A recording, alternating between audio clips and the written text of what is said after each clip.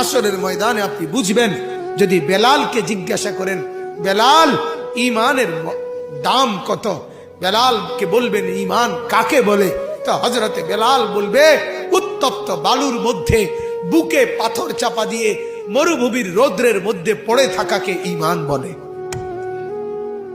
খাব্বাবকে বলবেন, খাব্বাব ঈমান কাকে বলে, তো হযরতে খাব্বাব রাদিয়াল্লাহু তাআলা আনহু বলবেন কামারের দোকানের জ্বলন্ত লাল কয়লার মধ্যে নিজের দুই পাশের কোমরের গোশত খুলে খুলে চর্বি সহ ফেলে দিছে আমার মনিব ঈমানের কারণে।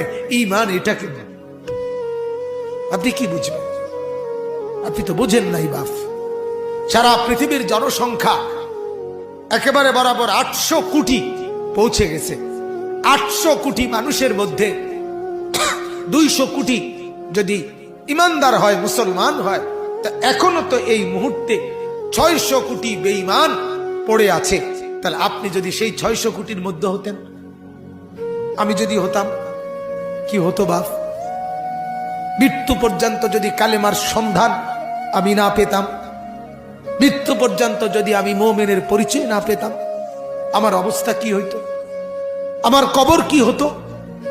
এজন্য এটার চাইতে দামি কোন সম্পদ আল্লাহর কসম দুনিয়াতে আর কিছু নেই।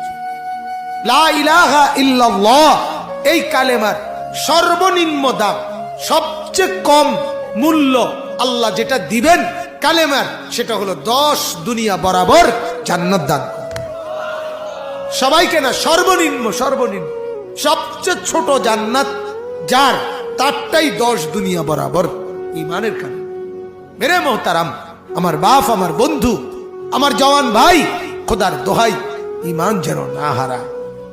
অভাব আসতেছে, দুর্ভিক্ষ আসতেছে সারা পৃথিবী ব্যাপী, এটা পূর্বাভাস। আজ হোক কাল